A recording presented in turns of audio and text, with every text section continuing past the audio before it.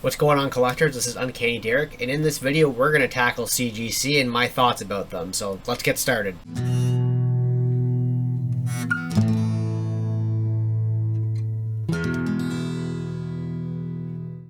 And of course, if you like what you see, please don't forget to hit like and subscribe down below, leave a comment. I'm sure you may have some thoughts on what I'm about to say, so let's have a little debate if you'd like. CGC comics. Man, I love to hate them, and I hate to love them. It's the comic community has such varying opinions about this company. The CGC is the certified grading company, and they are the company that grades comic books, and they do a bunch of other collectibles. And comic books are the grading of comic books are subjective. So for those who do not know or that are new to collecting, comic book can be graded anywhere from a 0.5, an increase usually in 0.5 decimals. So 0.5, 1, 1.5, 2, there's a 1.8 that's in there, all the way up till 9.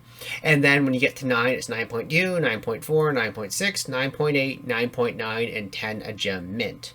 So I say that all to say, CGC recently, if you haven't seen the video, this is going back a couple months now. Today is July 10th, just to also give you an idea how far ahead I make these videos. They made a video explaining how they pre-screen for 9.9s. And 9.9s, for those who are unaware, are very uncommon in comic book collecting. In a way, a gold standard has been 9.8. So you'll see I have a Transformers number 5 on the wall there. It is CGC 9.8. And really, there have been the odd 9.9s of comic books and the very rare 10s. But to get a 9.9 is extremely rare. And 9.8s have been really considered amongst the community to be the near perfect comic book. And usually, especially on books like that 9.8 I have, there's no grader's notes. It doesn't say what the defects are, but it's been generally assumed with the comic book community that a 9.8 is pretty darn good. It is pretty much near mint as what a 9.8 suggests. There's possibly some sort of issue that doesn't make it a 9.9 or a 10, but 9.8s have been the gold standard of perfection, so to speak, in comic books. To see anything in a 9.9 or a 10 usually only comes up with modern comic books. And so the video today I'm talking about is about a recent 9.9 that made a big sale, and also a recent 9.8 that exists, and the grading of CGC. And so it may come off a little hypocritical that I'm even criticizing CGC because I have 4 slab books. I'm not really a slab hunter. This guy here was my first slab book. I got it, this is really when I started collecting seriously. This is in 2010 from when I met Stan Lee. I had the signature verified because at the time that's the only way to get signatures verified through CGC is for them to be at the event, and I wanted to encapsulate that awesome moment I had. I did a meet and greet with Stan as well. It was a great time. So this is an outlier. I'll admit the Journey into Mystery was the second time I met Stan Lee, and that is also why that is graded. And that X-Men number 1 that I have there, I purchased that probably in 2013, and it was guaranteed 2.5, and I would say, just from it being in the slab and me now being more literate in comic book grading, a 2.5 is pretty fair with that. There's not much more room for improvement, maybe a 3 with a good clean, but eh. And that 9.8 there I did purchase in 2020, maybe 2021. I went to a Transformers convention, and coincidentally there was a comic book vendor there, and he had my favorite, obviously my favorite cover of the book series there at a 9.8, which at the time was like the near mint, so I picked that up. Outside of those 4 slabs, I don't own any. And the love-hate relationship you have with, or anybody has with CGC, is that, you know, they're slabbed, you can't grab them. They're locked in there, and that's it. I can't flip through the pages anymore because they're sealed.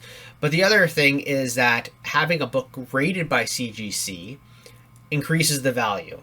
So if I were to give you a raw X-Men 2.5 versus a graded X-Men 2.5, even though the grading is subjective, I can tell you this raw book here is a 2.5, but the CGC one here is a 2.5. The CGC one will go for a higher value, significantly more. And that's true for pretty much all comic books that are out there. Anything that's slabbed is worth more money. It's just the nature of the beast. And that's just part of the collecting business here, so to speak. But grading is subjective. And what I'm about to talk about today is some of the issues I've had recently with CGC. Again, how they're pre-screening their 9.9s. And again, I'm going to have a link to that video in the comments below. By all means, it's very interesting to check out. Essentially, the 9.9s is grading by comparison. So there's a whole slew of issues with that. But I wanted to show you a few books here that have gone for some money and just kind of to get you asking questions, or maybe not putting as much faith into the grades as it were. I did a video a little while ago about the first appearance of Wolverine in Hulk 181. I would argue it's Hulk 180, but if you get a CGC slab, it will say first full appearance of Wolverine in Hulk 181. The CGC slabs and what they say on their slabs also have a lot of value to that too. So again, entirely subjective thing. I think it's 180. CGC and other collectors will say it's 181. Who's right there? But I can tell you the 181 will sell for more than a 180. So I wanted to show you just a couple books here. One is a sale that just happened yesterday. This is July 9th, the sale took place, and it is The Amazing Spider-Man number 300. And you'll see here that this book is, it went for $2,100, which is, getting back to normal prices post-COVID. So pricing-wise, that's fine. And this is graded as a 9.8, which is, supposed to be near mint. I can look over that Transformers book that I have there, and I will not see really any marks on it whatsoever. I don't know what the issues are with the book, but it's in my opinion, it's pretty much a gem mint, unless there's something inside that I'm not aware of. Again, the grader's notes don't say anything. But let's take a look at the Spider-Man book. So we're going to click on this guy here, and we're going to go to the full size, because Heritage Auctions does amazing with their scans here. And you're going to see here why this book is worth something. Obviously, Todd McFarlane cover and art. But then you also have the first full appearance of Venom here. It's not the first full appearance, so it's not technically the first appearance of Venom. And it's definitely not the first appearance of Eddie Brock. But this is the first full appearance of Venom. So anyway. But as a 9.8, and as this is supposed to be near mint, and right off the bat, I'm already seeing, look at this in the corner. This corner here is a little imperfect. And I mean, with 9.8s, you can have some imperfections. Usually, the way I've always looked at it is that if you can have two minor errors for a 9.8, which is why you get dinged a 9.8 and not a 9.9, and one minor error to make it a 9.9. And of course, the significance of the error is a big deal. But a 9.8, this guy here, I think this may slide if this was the only issue with it, but it's not. So as we continue down, going down this side, you're going to see there's a few other color breaks here. And I mean, there's going to be some markings because the slab itself and the encapsulation of that isn't always perfect, but there is an obvious little marking right there on the edge. That cut here looks pretty decent. It's almost sharp. It's a little blunted, but that may be a little forgivable. And as we go down the side, it's a pretty clean cut all the way down. That could be a blemish in the slab. I can't really tell around that. Now as we go down further, everything looking pretty clean, but then we get the bottom here is a little blunted. And this is strange because now I have the one at the bottom here and I have the one over at the top. And on top of that little scratch at that further top, I would say this should be a 9.6, maybe a 9.4, just from looking at this already. Here are some reflections from the scan. And then we get this edge here too. And this edge is just like, what is going on here? These little ticks at the bottom. And this, from seeing all of this all together, I'm like, this is a 9.4, maybe a 9.2 even, because these nicks here are pretty damn consequential to the grading. And as we go up, there's a little spine tick, and another one, and another one. And so I'm like, this is clearly an 8.5, maybe a 9. And then there's another nick there in the 3, which is color break. And this here, I'd say this is from the slab. All the little spots on Spidey here, I'd say these are all from the slab itself. But I'm looking at this, and I'm like, holy smokes. This book says it's a 9.8, but the grading here suggests completely otherwise. And again, this is the issue with CGC and just grading in general. It's subjective. And what I'm telling you guys, maybe there's somebody out there who's watching this video right now and will say, well, Derek, you know, that 9.8, that is justifiable, all those nicks. I disagree. And that's, you know, the joy of collecting, I suppose, that we can have these opinions. But for a book to be graded that high and to have these marks and these blemishes, so to speak, on it, like especially color breaking spine ticks, like that's not good for a 9.8. Like if it was one, sure, but if you take all of it together, no way. So I have huge issues with something like this here, and I didn't check to see. I actually was going to look up a giant size. We're going to look over that shortly. So let me just open up another window here. 442-444-2001. Very light spine stress, line breaks, like on cover. Like, really? that makes this reads like a problem. This should not be. And then I didn't even get to the back, so that was the other thing. I still wanted to get to the back of the book. So we go down to the scan, and I mean I can look at the CGC one at this point, but let's look at this guy here. View full size. Look at this. This is not cool. And as we go down, I think this is, you know, there's a little tick there potentially. It could be again the slab. Black, of course, is very unforgiving, but this little rounded edge, and then this isn't too bad, but again, it could be a blemish. And then I think that may have been it, except for like that is a little dangerous there. Again, it could be a blemish in the slab. So we have all these, this 9.8 with severe issues, and then CGC is just saying it's very light spine stress and it just breaks color. Like, not good, not good. I don't like this at all. So that all being said, the next book I wanted to talk about was this 9.9 giant size X-Men that sold just recently on Comic Connect here for $170,000. And of course, if you have a dog and it rains outside and you hear thundering, you know how they act. So everybody say hello to Millie.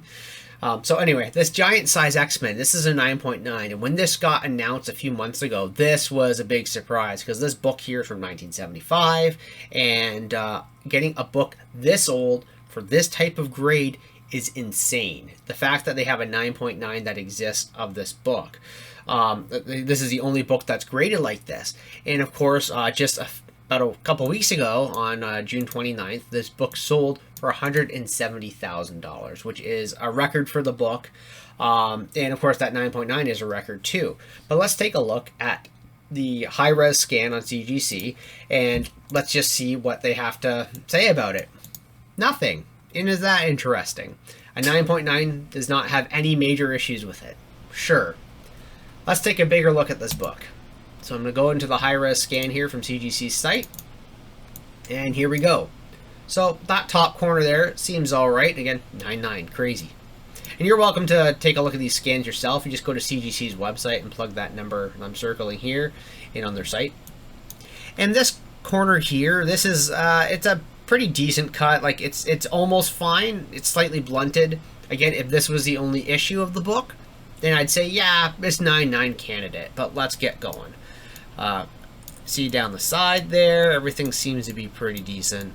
And then when we get to the end, that's a pretty clean cut. It's slightly rounded, but that's all right. And also, you're going to see how this page, the cover is not lined up with the bottom. That is normal for some encapsulations, just because the way that these books are put in, they're put in by hand, and that could be something that the book has shifted going in there. You can't really fault a book for something like that. Going to the end. This is all right, because it's a pretty thick book. And then as we get to this spot right here, this is my beef. And so I talked about this in a video I had a few weeks ago about me completing my run of X-Men annuals, and I talked about the staples in there. And this is a case in point example of these staples. So to reiterate, giant size books or thick annuals, staples in comic books always went on the sides. For the annuals, because they're so thick, they go in from the bottom up, and then the cover is glued onto the spine. And so what you see here is the staple poking up through the cover, which is a color break and also a defect. Now this here is, in my opinion, bigger of an issue than that 9.8 Spider-Man we just saw. And this is pretty darn consequential to a grade. Unfortunately, if you remember seeing, the grader's notes were unavailable. But this here is a big deal, and how could something like that get missed? Now, of course, we're going to scroll our way up here and make our way back to the top corner. Everything else does seem to be okay. It's just the corner here is a little not sharp, and we have this color breaking staple here on this side. But that's not all I wanted to look at. Let's take a boo at the back here. So that top corner on the back looks pretty sharp. Slightly rounded again at the top there. As we work our way down, you can kind of see, I think that would be not the staple. That could be the staple in the back there, just shining through the scan.